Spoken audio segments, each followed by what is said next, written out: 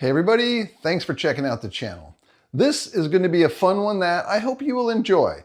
But first of all, I'm sure I don't need to tell you to like and subscribe, but did you know that only about 25% of subscribers actually end up seeing the videos from the channels they follow? Be sure to turn on all notifications so you don't miss any new content. Now, let's get to it. On this channel, we look at the science behind our grown-up toys. Recently, a friend of mine asked for recommendations to upgrade his micro, or SCX24 Tool Kit. And when you see what he's got going on, you'll understand why. Let's take a look at what he's using, and you might recognize his work. As near as I can tell, he does 95% of all his wrenching with just 4 tools, none of which he purchased. First, he uses this as a wrench. It's actually a set of flush cutters that came free with his 3D printer.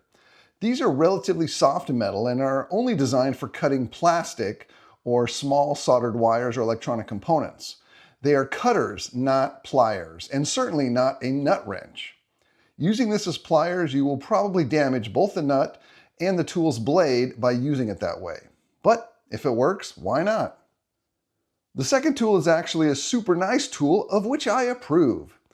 It's a first generation MIP hex driver made in the USA out of quality tool steel.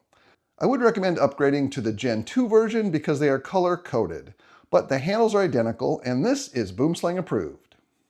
My friend's primary pliers are this older Gerber suspension folding multi-tool that he got for Christmas.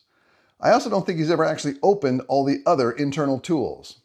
I'm a bit of a multi-tool enthusiast, and Leatherman is generally the gold standard. I've owned them ever since the very first model. A multi-tool is not really intended to be a workbench tool. It's a portable pocket tool, and I use them in my travel and field kits, but never at my workbench. My favorite Leatherman, which they don't make any longer, is this P4 Free. It has all the best tools inside, but most importantly, has a magnetic closure mechanism, so you can use it with one hand. This Gerber is a decent tool, but it can't be comfortable in your hand for daily use. I'll show you some better options. Finally, for a wheel nut driver, he's using this free tool that came with a set of boom racing wheels. It's actually a really clever tool. On the beadlock end, they use an off-the-shelf socket head cap screw in reverse as a nut driver. This is terrific because the bolt is hardened steel and makes a nice, durable, and replaceable tiny nut driver. However, I would buy a dedicated nut driver on my workbench. Boomslang approved in a travel kit. If you're looking for an EDC pocket tool, a trail tool, or travel tools, I made this video here. But here are my recommendations for building a sweet workbench toolkit that won't break the bank. Well, some of the tools might. Let's start with the basics. Hex drivers. This is a German company, Wiha. A lot of their stuff is made in Germany, but not necessarily all of it. Some of it's made in Poland, but it's super high quality. The material is magnetic, which means it's not stainless steel. And that's a good thing because most stainless steels are a little bit softer than alloyed tool steels. So this is really high quality tool steel, but it doesn't corrode. So it's got a really nice, I'm going to say an electroplating coating on it. The dimensions on the tips are always spot on, and they have a bead blasted area at the end for a little bit better grip on the bolt or fastener. They also use a larger diameter shaft on the smaller tips so that you get a nice even torque feel across this larger diameter, and then it steps down to the smaller diameter of whatever tip it is. They do have 2 different handle sizes. The larger sizes have this bigger handle, and the smallest ones have this smaller handle. And that brings me to a great point that the reason I like these is because they are small diameter. Because you have less leverage to turn it, means you're less likely to strip out or break these tiny fasteners. Now, it's been demonstrated in multiple studies that most mechanics will under-tighten large bolts, properly tighten medium-sized bolts, and over-tighten small bolts. No matter how good of a mechanic you are, I include myself in this, you're most likely going to under-torque big fasteners like M8, 10, 12, up to ½ inch, 1 inch, and you're very likely going to under-torque small fasteners, especially 1.4, 1.6, tiny guys, up to 2 and 3 millimeters. You're likely to over-torque those. So a smaller handle wrench will reduce your likelihood of stripping out or popping the heads off smaller fasteners. So I use these even on my 10th scale stuff so I don't over torque things. Now, if you want a larger handle wrench, my very favorites are these Protek from Hobbies. Protek is their house brand, and these are really, really nice. I love the shape of the handle. They're big diameter, they're hard anodized, lots of CNC, they feel great, the tips are replaceable, and I have these for my larger wheel nuts, but I don't use these on my smaller fasteners because I know I'm just going to twist them off. So if you want big handles, I highly recommend these Proteks. In my opinion, they're the nicest handles. They do have a pivoting end cap on them, and the tips are replaceable if you ever break or wear one out. Let me take just a moment to remind everybody I do have an Hobbies affiliate link and an Amazon link. You can buy all these Wihas on Amazon, and you can only get the Protek stuff from And I super appreciate if you click on my links before you go to either of those sites, because and Amazon will kick down a few cents to the channel, which will allow me to continue making these videos that I hope you enjoy. Now back to it. Wera also makes really good nut drivers. They make bigger ones, but then they also make these super tiny ones. So if you're doing beadlock nuts and you're looking for a tiny wrench, these go all the way down to 1.8 to 1.5, really, really small nuts. And they fit great. So I'd highly recommend looking at these for your tiny beadlock nuts. Now let's move on to pliers. These are not pliers. These are flush cutters.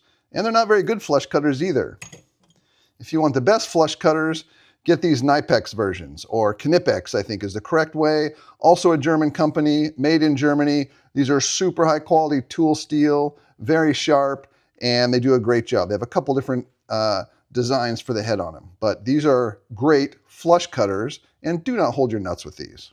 If you need a pair of pliers, I recommend, again, Knipex. This is a very small pair that I put in my travel boxes, but they might work great for SCX24. They have a real thin handle on them. They have a smooth clamping face, and they're pretty small. So these would work great on an SCX24 or a travel kit. But I really like these bigger ones. They have these great comfort handles, very big and oversized, especially if you have big paws like myself or Sasquatch. And these are rather expensive, but what I tell my kids is tools will last a lifetime, and not just one lifetime. Tools will last forever, multiple generations, multiple lifetimes. This pair of pliers is never going away. Unless you leave it in the grass over a cold Colorado winter and then run the lawnmower over it in the summer, that's the only way you're going to lose one of your tools. I love these Knipex pliers. I have lots of different sizes. This one here has serrated teeth.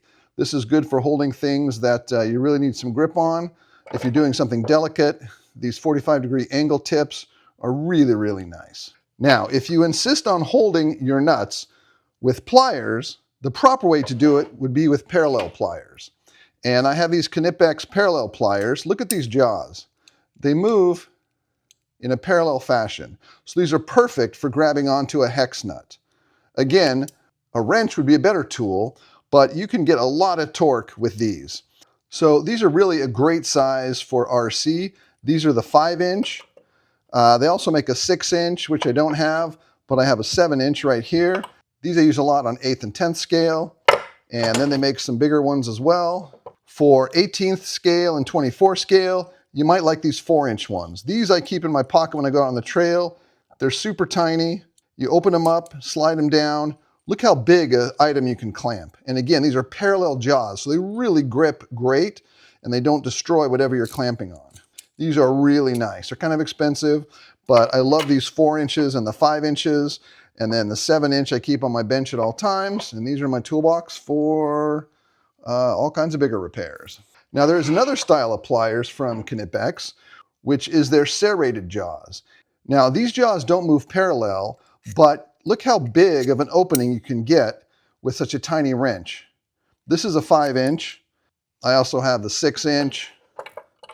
And there's a tiny 4-inch that I take with me on my travel kit. So my travel kits are usually these two pliers, in addition to all the nut and hex drivers that I need.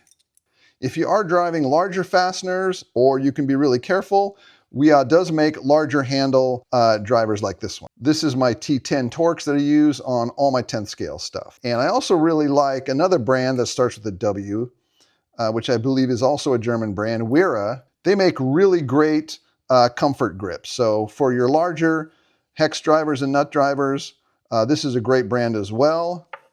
But again, for the smaller fasteners, I really recommend these tiny handles so you can keep the torque under control. And these do have a rotating cap on them, so you can push down real hard with your hand and drive it like this. And these are super economical. Not only are they ultra high quality, but they're really fairly priced. They're about $7 a wrench, or you can buy a combination set that has a bunch of different sizes. I also do love MIP or MIP. Both are correct. I asked Eustace Moore himself, and he said either one is correct. These guys make really great drivers. This is a nut driver, 8mm, and the newest generation, the Gen 2s, are all color-coded. And they have this really cool retro hard plastic handle. And I asked Eustace Moore exactly why he likes this type of handle, and he said that they're smooth enough and round enough that you can use them all day long without wearing your hands down or getting tired. And I can appreciate that, because if you look at what's really popular in RC is these hard anodized aluminum ones. They are a little bit rough. You get a lot of grip, but I can see maybe causing some hand fatigue over time. Whereas these, you can use all day long. But that's up to you to determine. MIP makes really high quality nut drivers and hex drivers. The tips are as good as you can get. They're hardened tool steel, and they're actually made in America, if that kind of thing is important to you. So MIPs are really great. I definitely prefer the MIP handles or the Protek A-main handles to some of the more generic handles. This is a handle that's been branded by Deluxe, but you'll see 100 other companies using this exact same handle. It's kind of small. It's really too short, in my opinion, and the diameter is not very big for an aluminum handle tool. And the bits work fine, but they do have kind of a cheap gold coating on them. So these aren't my favorites. I definitely steer you towards Protek or MIP, but these small diameter Wihas and these Weras are really fantastic. One other thing that you should absolutely have in your toolkit is some sort of shock or link pliers. There's lots of different brands. They're pretty inexpensive. I have this really nice deluxe pair that I kind of ruined because I was gripping onto a threaded bolt. You shouldn't really do that. I like these because the gripping areas are on the outside of the pliers. And this is the proper way to grab either a shock shaft or a link. These, you have to push them on the inside and find the right hole. So these work great. These are super cheap. This is another cheap pair I got. Works okay. But these deluxe are the most expensive and have the best placement. They don't have as many options. They only have 3 options, 2, 3, and 4.7. 4.7 is for their standard link size. And some of these have a lot more diameters in here. Also, you should absolutely have a tool that has a rod end plier in it. This will pop the balls in and out of your rod ends. Absolutely essential. Please do not use pliers on your rod ends. It works, but it also damages them. Treat yourself and get a pair of rod end pliers like this. That is an absolute must. Now, if you know of one of these that fits SCX24 size rod ends, let me know. I haven't seen one, so these are for 10th scale rod ends. Let me know if you know of one in the comments for tiny SCX24 rod ends. Now, the last thing we'll talk about is nuts, tray. This is not the proper tool to hold on to nuts. If you need an open-end wrench, you can get these really nice, very thin, very small. I got a 5.5 and a 3mm. These are off Amazon. They're really nice quality steel. This is the proper way to hold on to a nut. There are a couple other ways to do it. You can buy, these are Craftsman ignition wrenches. These are really nice, kind of hard to find. There's a lot of cheap knockoffs that don't fit very well, so these aren't really my favorites unless you can find Craftsman branded, but I'm not sure if Craftsman is even in business anymore, frankly. But I also have some gear wrench ratchets for nuts, but these don't go very small. 5.5 is about as small as they get. So if you need something really small like a 3, you're gonna have to go with something like this. Also, one more shout out to MIP. They make these really great tiny wrenches. These are actually turnbuckle wrenches for 8 scale buggies, but they work great on tiny fasteners on 10th scale and smaller. So you may be able to find a size in this tiny guy that works on the nuts you have on your particular vehicle. And last of all, I've been running this DeWalt screwdriver for quite some time, and after a bunch of use, I've decided I really, really like it. This twist mechanism is really terrific. At first, I wasn't sure if I was going to like this, but having this twist mechanism up at the head is so much better than having a switch back here, because you pick it up, you can turn it from any angle. You don't have to turn it and find the switch and try to activate it. So you just grab it and go, right for on, left for off. It's got great interchangeable bits, but I would not recommend this for SCX24. Even though it's got very low torque, it's probably too much for micro class vehicles. But it's one of my favorites, and I have it on my workbench at all times. So there you go. I hope this gives you some ideas on upgrading your tools for your micro builds. And please consider using the affiliate links. It really helps the channel out.